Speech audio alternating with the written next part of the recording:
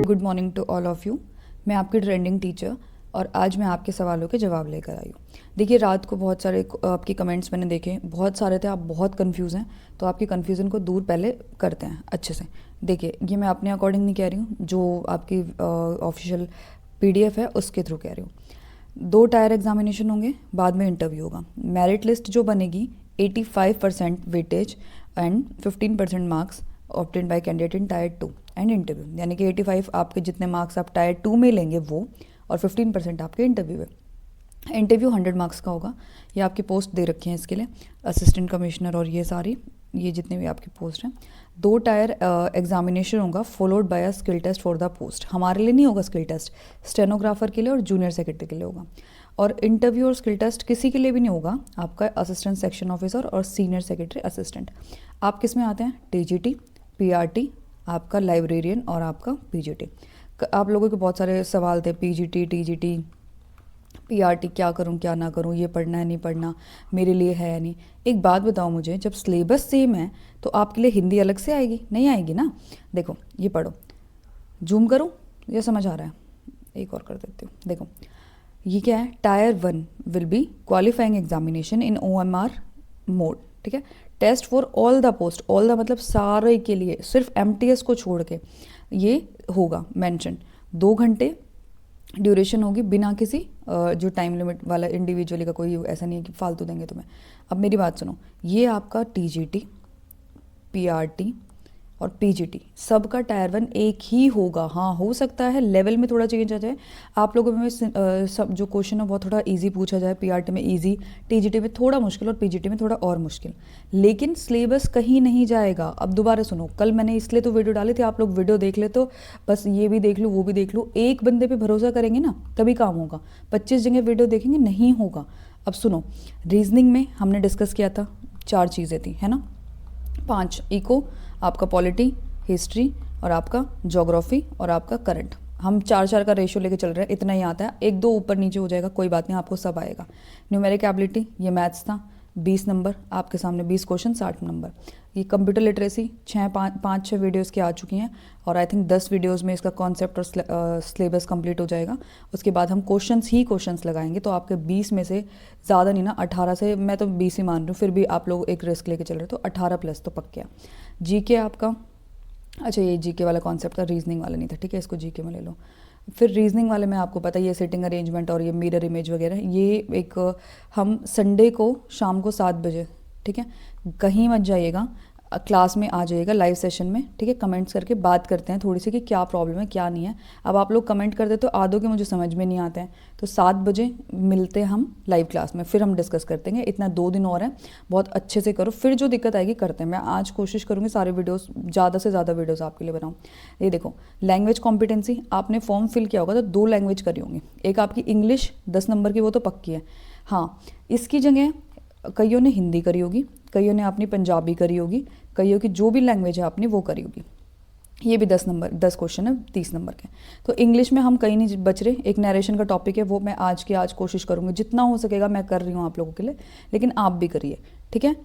Comment करते रहिए, और चाहे कुछ करिए मत करिए, एक दिल सा भेज दो, मुझे लगेगा हाँ आप लोगों ने देख लिया।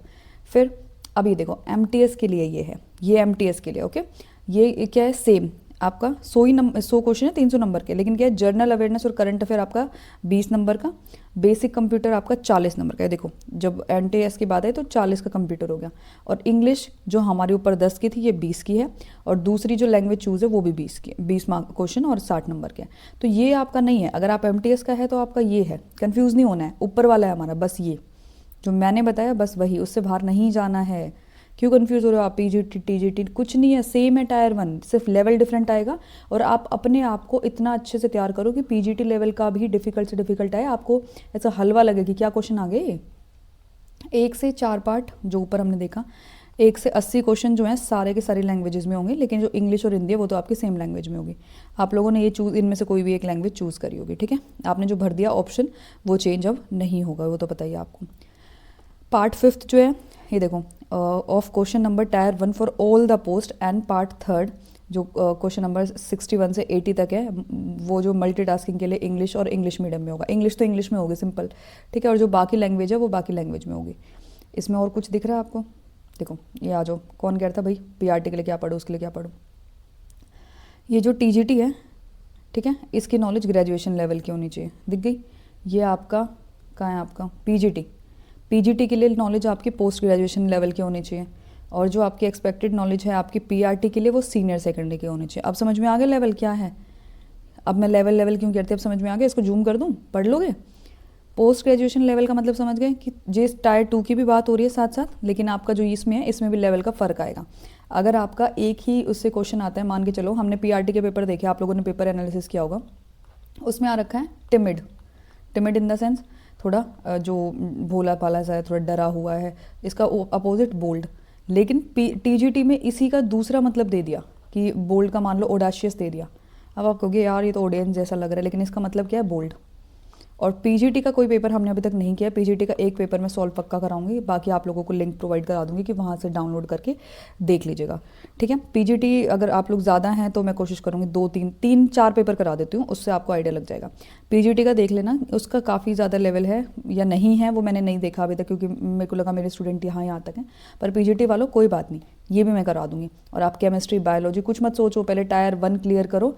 अच्छा आगे देखो, टायर 1 क्या है? स्क्रीनिंग के लिए 1 से 10 रेशियो, यानी कि 10 बच्चों में से जो आपका एक है उसको बुलाएंगे, ठीक है। यानी कि मान के चलो आप इमेजिन करो कि आप 1000 बालक हो टायर 1 के लिए, तो आप उसमें से 100 जो हैं वो फाइनल होंगे 1:10 रेशियो के लिए, ठीक है। तो आप 100 में तो आराम से आ जाओगे। टायर 2 को तो बाद में देखेंगे, पहले एक तो क्लियर कर लो, ठीक है। ये देखो, there will be separate tier 2 for each post, वो आपको बताइए। डिस्क्रिप्टिव पेपर है आपका सेकंड का। ये देखो समझ में आ गया? केवीएस और एनवीएस का डिटेल्ड जो सिलेबस है वो कहाँ है, अब वो भी दिखा देती हूँ आपको, आपका बहम दूर हो जाए। ये देखो केवीएस की वेबसाइट है, ये केवीएस की वेबसाइट है, इससे मैंने ये डाउनलोड किया है, ये दिख रहा है। इसका कोई लेना देना नहीं है फ़िलहाल के लिए। टायर 1 देखो मैंने आपके लिए टायर 1 यहाँ पे सर्च किया, दिख रहा है? दिख रहा है? कोई सिलेबस नहीं है इसका, ज़ीरो सर्च। अब इसको क्रॉस कर रही हो, अब ये आपका हर सब्जेक्ट का है। ये देखो, ये देखो, ये आपका TGT physical and health education, इसका आपसे अभी के लिए कोई लेना देना नहीं है, तो कंफ्यूज मत हो। आपको सिर्फ इस चीज़ से लेना देना है आपका जो अब हम कर रहे हैं, ठीक है। ये सिर्फ आपका आंसर के लिए था। फटाफट वीडियोस मैं आपके लिए बनाती हूँ, प्रैक्टिस करते रहिए। और हम क्या करेंगे, लाइव सेशन में मिलते हैं संडे 7 बजे, शाम को 7 बजे। याद से गायब मत होना, आना पड़ेगा सबको, ठीक है। एटलीस्ट एक बार बात हो जाए, एक बार लगे कि हाँ भाई क्या है, एक अपनी बॉन्डिंग अच्छे से बन जाए। तो अभी तो हमारे पास दिन बहुत है, लोग तो 10-10 दिन में पेपर क्लियर करते हैं। मैं मानती हूँ आपको सब आता है, बस एक डर है वो मुझे दूर करना है। बाकी आप लोग अपनी तैयारी अच्छे से करिए। चलिए अभी के लिए बस इतना ही। अगली वीडियो बहुत जल्दी से जल्दी मिलती हूँ। आपकी नरेशन और जितने भी चीज़ें हैं मैं कराने की पूरी कोशिश कर रही हूँ। बस आप मुझे मोटिवेट करते रहिए, आप मुझे एक अच्छा सा दिल भेजते रहिए, कमेंट्स में कमेंट करते रहिए, ताकि मुझे लगे कि हाँ मैं कुछ अच्छा करा रही हूँ, तो मैं आप लोगों के लिए मोटिवेट रहूँ। Okay, thank you so much, bye bye. अपनी तैयारी पे ध्यान दीजिए, बाय।